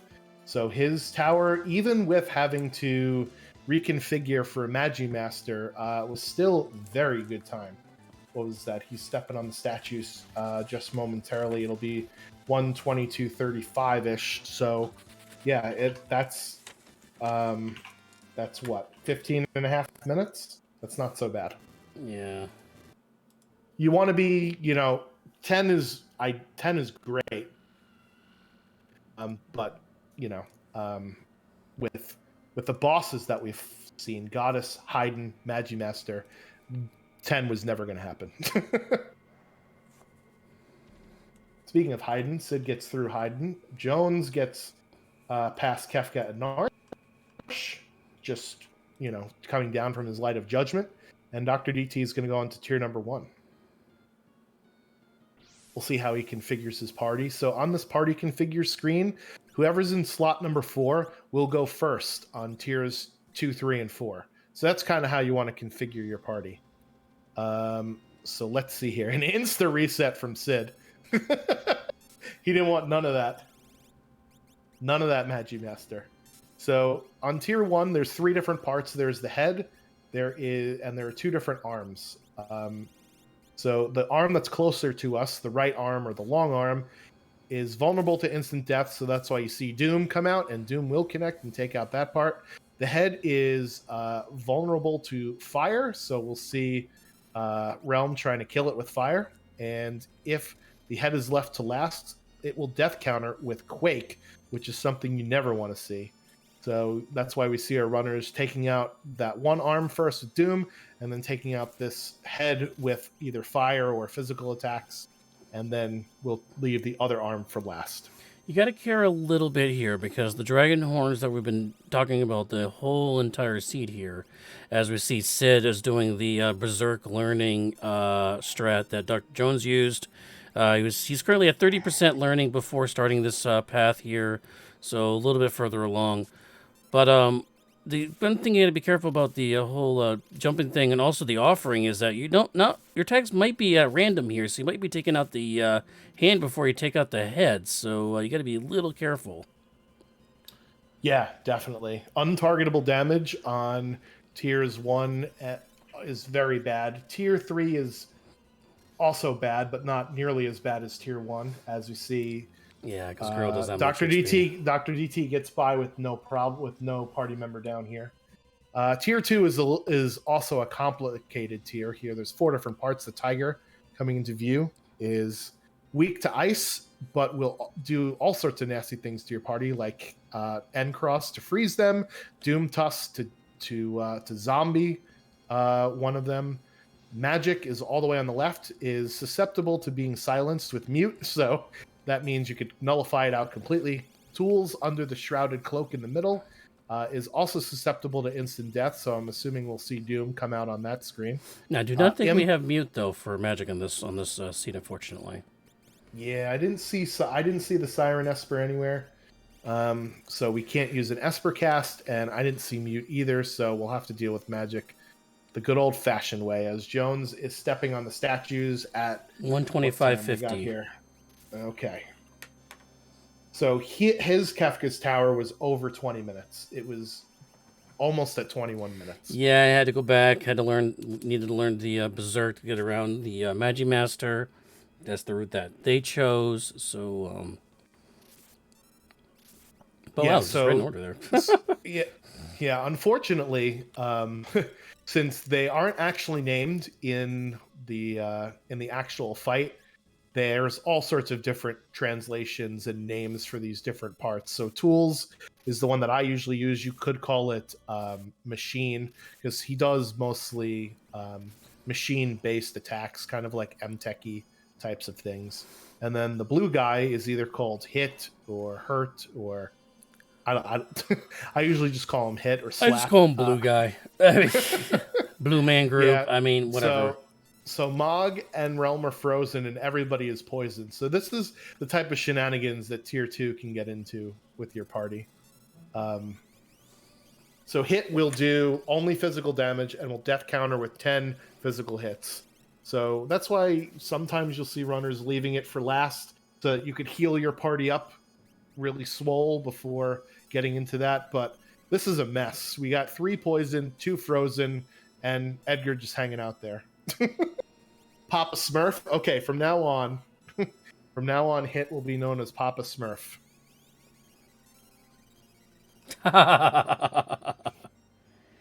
All right, so here we see Magimaster on Sid's screen. The Berserk comes out from Gogo, which means that from now on, Magimaster will not change his walls, and this fight shouldn't be a problem for him. Jones just sped through tier 1 is onto tier 2, and we got a frozen, poisoned imp. Oh my gosh. Man, Realm is not having it today. Yeah, so we may see Jones overtake Dr. DT here if he can't get out of the shenanigans on. Well, unfortunately, Remedy does not kick you out of the frozen or imp state. So Realm is still kind of stuck right now. Yeah, you need a green cherry for imp, and for frozen, you need to cast a fire spell on your party, or have a fire spell be cast. Or actually, Dispel, doesn't that work? No, I guess not. Dispel will work for... No, Dispel clears in battle statuses like slow or haste or any of those other Realm's things. Down. Yeah. When you're an imp, you basically have no defense. Oh, he loses Realm! Yeah. So Dr. DT goes into tier 3 first, but is 1 party member down. So we'll have to see how this affects the rest of the fight. Hopefully Realm was not the one with the Golem or the Golem Esper, because then that could make for a nasty fight here. Sid, by the way, does get by the Magimaster, so they're moving on to the switches here, because their other fights are not too bad with the Vargas. So they'll be catching up here in a little bit. And the Kefka was the other one. Yep, so Jones is doing some tier 2 stuff here. Murder Child gets murdered. Other news at 11. So Yeah. who's the sub off the bench? Was it Mog? Is actually no, Or it is it was Morphin Setzer. It Setzer? was morphing Setzer, which wasn't bad. It was there. He was there at the beginning of the seed, so should have some decent levels, although their health is kind of low. So Never God mind. bless you. And down. Okay, well that's a regular That's Setzer on the that's ground now. that's a dead set. Yeah, Setzer went from Terra to Setzer in one fell swoop. Morph is great for this fight because it does twice the damage of whatever it is you're going to do, whether it be a physical attack or a magical attack. While you're morphed, you always do 2 times damage. Although I don't know, well, he's not going to survive this Merton. But if he did, No. I don't know if you can do morph for a second time in a fight. I think it's a 1 time per fight thing. I also don't know if that matters Oh. between tiers. Somebody will have to let me know in the chat because I don't use morph all that often, except in these niche situations where I really need it. There's the Phoenix Esper cast who will Yeah, well, we have revive two every. guys down. Yeah, when you have two people down, this really does help. Yep, and unlike a Phoenix down, which brings you back to 1/8 your HP, the Phoenix Esper does a quarter of your HP. So you actually get healed for more with Phoenix than you do with a life spell or a Phoenix down. I only found that out because I was looking through I was looking through abilities and stuff like that, and I was like, "Oh, really? Excellent." All right, Yeah, so we don't you have. can weight trick the morph. I'm sorry. Go ahead. Well, I'm just thinking like we don't have the big like clubbing damage. I mean, all we have is Edgar really here for the big like burst damage to try to get past this tier 3, and Calmness is coming soon. I do not see Golem on any of them. Golem must have been on Realm because I Yeah. do not see it on any of them. Just a question though: why are you going clubbing at a time like this? um, Well, this is yeah. the mad. So Well, this is the mad dance music, right? I mean, all right. Well, Setzer goes down to calmness. That was not a big deal. no, Of any of the people to yeah. get calmness, that was definitely the one to get. Whew, took the bullet. As Jones is getting to tier 3. Yep. So Meteo will hit like a train, not the spell train, like a choo choo train, and not like a phantom train either. But it is easily dodged because its hit rate is pretty pitiful. Yeah, So it's if you have high magic defense or high magic evade, rather, you won't get hit by Meteo. it's Sid AoE is flare with low hit rate. Yep. So Setzer's one job was tanking calmness like a champ, and he did it. 132.20 for Sid stepping on the statues here. And the corpse of Gogo gets dragged into this fight. Not a And bad looks like dragon. Gogo will get up. You can weight trick morph, as pointed out in chat by Boo. I just don't know if you could morph multiple times per battle if you get knocked down while you're in the morph stage. This Genji Glove offering Atma, though. Yeah, that's doing a lot of damage. That's doing about 3,700 per hit. Yeah, there. so that's about 7,000 times 4, which is what 20. I can't math. 28,000 damage per turn. So that's a lot. Kefka only has 60,000 total, so we'll probably see Kefka go down here with the charge up for Goner. Train coming through on Jones's screen. And Sid is on Yeah, the it's tier about 1. 30,000 damage. Ooh, and there it is, the crack pow. Dr. DT. GG's 133.37 All right. is the time. Excellent job, Dr. DT. Excellent job.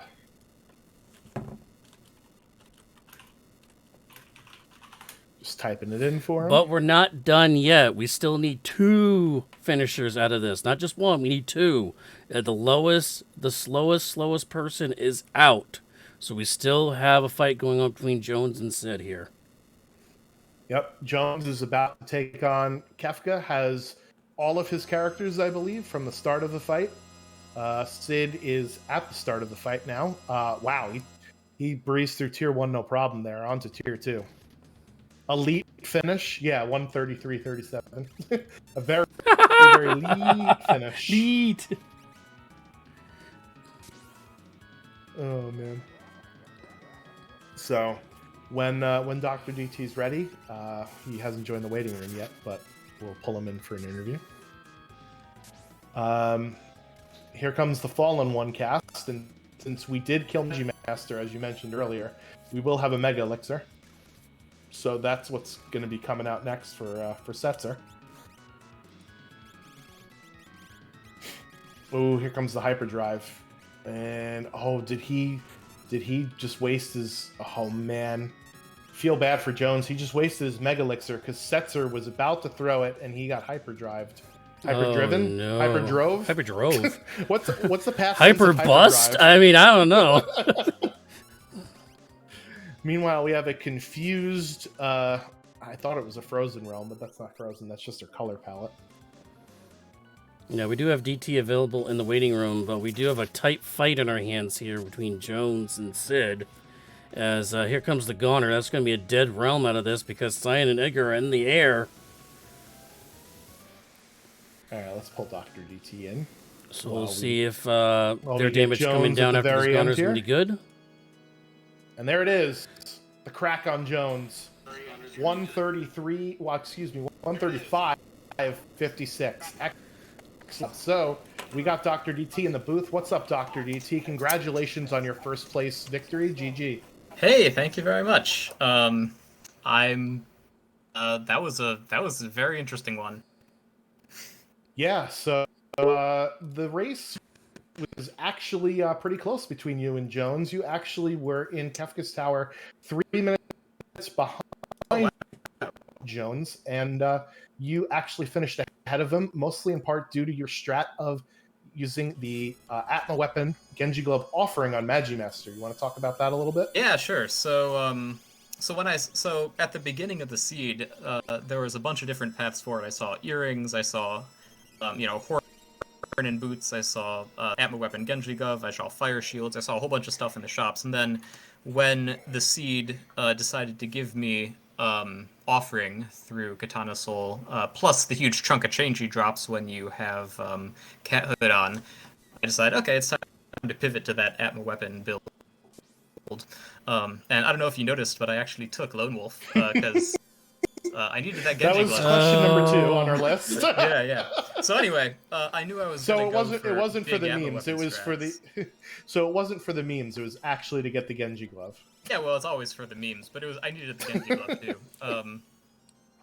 Yeah, so I saw a realm and Edgar could use the Atma weapon, and I was like, okay, well, this is going to be the rest of my seed. So I moved the experience egg back and forth. I moved the offering back and forth. It was kind of weak at the beginning, but I grew into it. When I saw that Magimaster, I actually thought for a minute, I thought that I had forgotten to save at Guardian spot. Man. And so I was like, oh no, when I took that wipe, I thought I was going to have to redo everything. But fortunately, my muscle memory was not terrible. And so, yeah, stick the offering on there. It gives you 100% hit rate and you're golden. Yeah, Magimaster normally has very high physical evade, but offering will solve that problem. So you did end up having to go get Cyan because we just ran out of checks with the dead checks at Umaro and Tritok. I guess your strategy was, well, if I get 2 pieces of Magicite there, then I don't have to get Cyan, but you ended up having to pick them up anyway, right? Yeah, that's right. It was kind of an opportunity thing. I hadn't fully run out of checks. I think I never did Esper Mountain. So there was an alternative path, but I figured, Cyan's dream is if I go there, I can get all 3 Espers in one go if I'm lucky, or maybe I needed 2 at that point. I can get all the Espers I need, so it seemed like a good opportunity. And with the Esper trifecta, you were then into Kefka's Tower. So yeah, that's right. I don't know if you noticed my other big bumble, which was not bringing any of my Moogle charms into Cyan's dream, and I had to reset out of there. I didn't realize that you had forgotten all of your Moogle charms. I was like, oh, this fight is going to take a while. He should just reset. And I figured, oh, you just reset instead of you burning a warp stone. I didn't realize that you had no Moogle charms. That's a yikes. Yeah, that was me. That was me planning ahead and it coming back to bite me because I was like at Kefka at Narsh. I was like, oh yeah, man, I'm gonna plan ahead. I'm gonna put my Moogle charms on Yeti and on Setzer, and they're gonna be there when I get to KT, so I won't have to menu. And yeah, well, we also all saw how that went. Yep. Well, I mean, that was one of the things that separates the great runners from the good runners is planning ahead and combining your menus so that you don't lose to the actual boss of the game, the menu boss. Yeah, well, I've been trying to learn, but with mixed results. Well, you did very well this seed. There was a lot of gifts that were given at the beginning of the seed, especially with jumping things everywhere. But that Kefka's Tower with Goddess and then Haydn and then Magimaster really, I think, was what decided this race here. Yeah. Saberwolf, Yeah. you got any other questions for Dr. DT? No. So the only other thing I do have is like you said you decided to go with the double Atmos on Realm instead of learning Berserk on Realm. Was that like a decision you made, or just like, well, I have double Atmos, I'm just gonna go with that?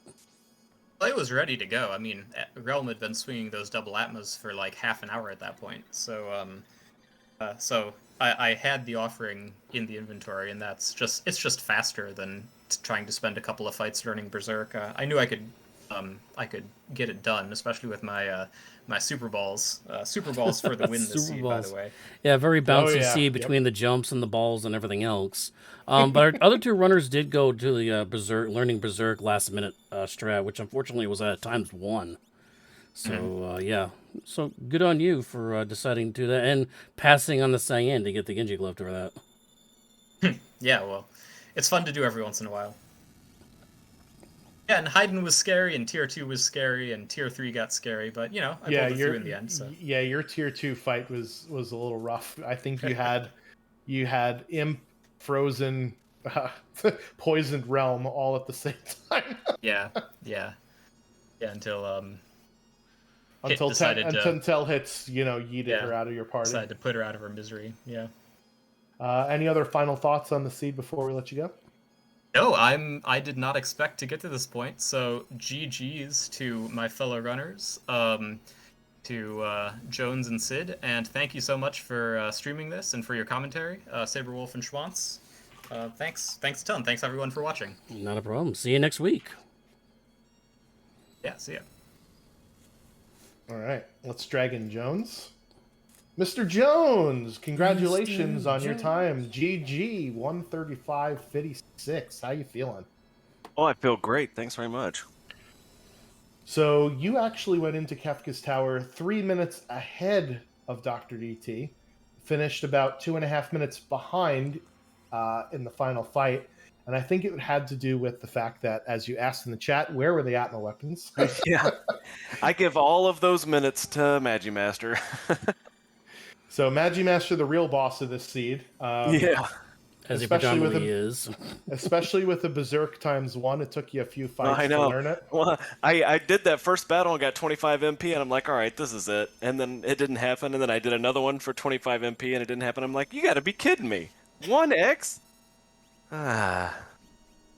And I had nothing else. I had no other, like, defense ignoring stuff, or, like, all of my spells were elemental. I didn't have those sweet, sweet Atma weapons, even though I had that offering for half the seed, but, Yeah, just to rub more salt in the wound, you went to the World of Balance : Jin for your Setzer check. Had you gone to the World of Ruin, you might have visited the weapon shop and found Valiant knives for sale there. Oh, Go with your man. offering. So, yeah. I had actually made a note to go back to Jin if I needed to, because I saw Thunder Shields there, and I'm like, well, maybe I'll get Merton, and then I can do this, and that didn't happen either. Or you could have been like Dr. DT, passing on Cyan to get the Genji glove, and then realizing you had to go back to get Cyan so you could double Atma offering Genji glove. Well, it's crazy what little decisions can do, Well, unfortunately, you had last locationed Cyan, right? Were you feeling behind at that point, or did you think that, oh, well, everybody's going to last location Cyan at, basically Yeah, Lone Wolf, Kefka at Narsh? that's kind of what I figured. I felt like the because Umara was 2 dead checks, and I'm like, well, that kind of sucks. And I was like, people may or may not go for that. There's the dragon up there, and you usually get Espers at Tritalk, so maybe they will. But I didn't feel too far behind. I figured the seed was pretty linear, really, and it was like you had to get who you had to get there. So I'm like, well, I feel like it's probably going okay. And I had a pretty quick beginning, so I mean, I Yeah, thought, you took a very, very early Opera House dragon, and then you forgot about it Yeah, at the I end of the scene. So Yeah. you got thrown off of 3 bridges and thrown out of 1 Opera House. So Oh, no. you're causing a ruckus all over I know.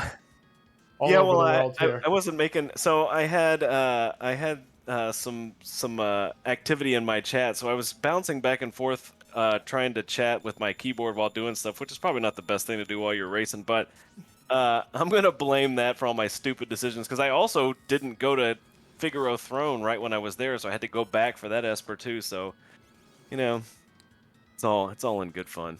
Yeah, it was a very linear seed. It was Go-Go into Edgar into Mog into Cyan. Yeah, it was yeah. What can you say? I mean, I felt like the jump. At least it gave you some goodies with the jumps, and the spells from the Espers were okay. So I felt like the last seed on our last pod race was pretty pretty crappy. So I'll take this one. You're welcome. Yeah. Thank you very much. It's like, how's this gonna go? Yeah, so I guess seed rolling is in my future, maybe, depending Yeah. upon how bad Badger makes everybody feel. Yeah. Keep up the good work. But I mean, I'm up. This race was up against some really good runners. I mean, I felt like I was. I mean, there was a couple dumb things I did and whatever, but I mean, I felt like the gears were turning pretty good, and to still be this close to the other two. I mean, you know that you're up against some good runners. So GG's big time to Dr. DT. That's a hell of a time. And Sid's doing great too. He's been doing great the whole tournament. So GG's to all those guys. Yeah, we've seen over 2-hour runs, and all 3 of you are going to be under 2 hours. So yeah, good on all 3 of you, really. Yeah, it's just, I mean, there's just a lot of talent in this race, in this tournament. So I feel humbled and lucky to be where I am. So thanks to everybody, and thanks to you guys for doing all the restream, and Saber for picking up and doing the restreaming kind of on your. I mean, the Schwantz, thanks for coming and doing the commentating. But I mean, you guys really just stepped up and went in and did these races. So thanks a lot. You're welcome. On Awesome. vacation all week, so I'll be here. Hey, there you go. Well, thank you, Jones, for being you. And Sid finished there. There he goes. 147.14. GG for Sid. Did I spoil it? I did spoil it. Darn it. Oh no, you're a half a second. You're a half a second ahead. You're fine. I'm slightly ahead of the stream. Spoiler alert. So thank you, Jones, and looking forward to seeing you in round 5. All right. Thanks a lot, guys. All right. Catch you later. So that was Sid done. That Setzer with that Valiant knife just gave a beating to Kefka before he got gonered to the face. And he went a little risky there with the double jump. Maybe he could have gotten an Ultima, but with 2 people up in the air, it's not as risky. So we'll pull in Sid. Come on. We'll pull in Sid. There we go. My mouse finally works. GG, Sid. Congratulations. 147.14. That was a pretty good time for that very, very linear seed. Yeah, that's some choice words for that one. So talk about your Kefka fight. It seemed like Kefka did not like you tonight at all. Oh, I mean, overall, it didn't really matter since the other 2 finished like while I was on like the transition from T1 to T2. Yep. So it's like, whatever it throws at me, it throws at me. But then like T2 started being a little weird, then T3 started being really mean. Like, what's going on? Stop it. So you were the only runner, I think, that went to World of Ruin Colingen to grab those Valiant knives with the offering. Were you searching for Monster in a Boxes as soon as you saw the Valiant knives for sale in the shop, or was that just something you happened into when you were doing Ancient Castle? No, that was the plan. Once I saw the Valiant knives, I'm like, okay, well, now I've got a reason for offering if I ever, because I don't know about everybody else, but my weapon set at the beginning was just garbage across the board. Yeah, I think we had a partisan for Gogo who could jump, maybe, but that's we're stretching it here. You also went and did the Zozo clock, so you ended up getting the dragon boots and dragon horn. there was both of those items for sale. I don't know if you saw both of the places that I did. had them or not. Oh, you did. You just Yeah, you wanted a top tier. You wanted a top tier item, top tier weapon. Yep. Because Balance Figaro was boots and Balance Narsh was horn and Atma weapon, which nobody could wear that I wanted to wear. Yeah, if only you had waited to do that until you did the 2 Yeti checks with the Dragon Horn and the Aura Lance back to back. Yeah, no, dead checks. I saw that and I'm like, well, there goes 7 minutes or whatever. Yep. You, So when you set the Zozo clock, you also picked an experience egg out of the out of the chest in the clock room, which is pretty awesome. That was egg number 2 for you. Yeah, that was nice. I mean, Realm was doing quad 9s on tier 2 spells, so yeah, but always she got good. took out on tier 2. Yeah, realm. Only one party realm made it past tier 2 in this particular race, so yeah. It wasn't just you. So talk about you went to World of Balance Doma and you picked up Sabin. Were you going to look for character number 9, or did you just think, well, if Dream is dead, then I have quicker choices with Sabin than I do with anything else? It was just like a backup strat. That was backup, yeah, because I wasn't so sure what I was going to get out of Dream, and I did consider if I did get all my checks out of Dream, I could do Doomgaze check or do the Burning House if I needed to get like either a Magicite or a character. So I was like, I've got a couple options, and ultimately I was like, I just want to do the skip because I'm already super duper behind. I'm feeling it. It was like 115 going into Kefka's Tower. Yeah, with a pretty linear seed, and last, all of our runners, I think, mostly last locationed their cyan in order to continue on the seed, right? So it was one of those things. You would have skipped out on Goddess. You would have skipped out on Goddess, but you did skate by Goddess, but you didn't. It didn't seem like it was that big of a problem for you.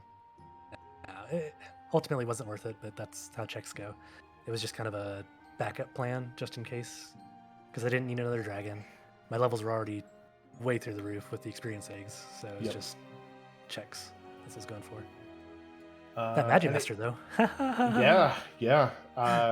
So you and Jones both decided to learn Berserk. Dr. DT found Atma weapons in World of Balance Narsh, and with an offering, Atma weapon will always hit. So that was his strategy for getting past Magi Master. It saved him time and obviously then won him the race because he didn't have to learn it at a ×1 rate.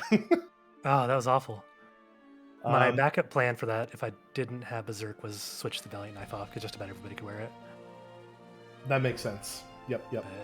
I thought most of them weren't swinging hard anyway because they were jumpers. I'm like, I had Realm in the party. I was like, well, she's not gonna do super duper awesome with Valiant Knife, but it would work if I need it. Yeah, that's part of the bad thing with the jumping seed is that there are certain times when that strategy doesn't work, and that's unfortunately one of the bosses where it doesn't work. Yep. Very much jumping seed. Saberwolf, any other final thoughts for Sid before we let him go? I'm all set. GG to you, Sid. Sorry you're not moving on, though, but GG's to you, buddy. It happens. Happens to the best of us. Happens to just about everybody. I'm looking forward to watching the rest of the races and cheering on whoever gets through Spicy Chicken. It is a tough pod. Yeah, definitely. I was saying, I think before this round, I think all of the runners on stream either won or came in second for all of the other races in this pod. So it was definitely the 3 best out of this pod. So based on the previous seeds, obviously. Oh, for sure. I mean, saw that going in. Like, this one's gonna be scary. Yep. And it was. Well, GG Sid, and again, congratulations on making it all the way to round 4, and we'll hope to catch you on another one. Yeah, thanks. GG's. Till next time. All right. Well, Saberwolf, I don't think we have much else going on. You want to give us a rundown and get us out of here? Sure. So if you're interested in more some Worlds Collide this week, we got you covered because coming up here and the rest later on, moving over to Wednesday now, March 23rd at 10 p.m. Eastern again. That is going to be the Ultros pod. That's your pod, actually, I believe. That's going to be back over on Speed Gaming. Not sure which channel will be on, so stay tuned. Sometimes some of the races on scheduled channels run over, and we'll go to a backup channel. But that'll again be Wednesday, 10 p.m. Eastern. And on Thursday, right back here on Worlds Collide, March 24th, that is going to be the Inferno Pod. And I believe we have another race coming up on Saturday. That's in the works, so we got another one pod on Saturday. There's 7 pods total. We've already covering like 7 of them. 1 of them already ran. So we are narrowing it down to our top 14 runners here before we go into the grand finals. So cannot wait for that. Yep, definitely should be fun. And thanks everybody for hanging out in the Twitch chat, or if you're watching this on YouTube, hello from the past, and we'll catch you on the next one. Goodbye and enjoy. See ya.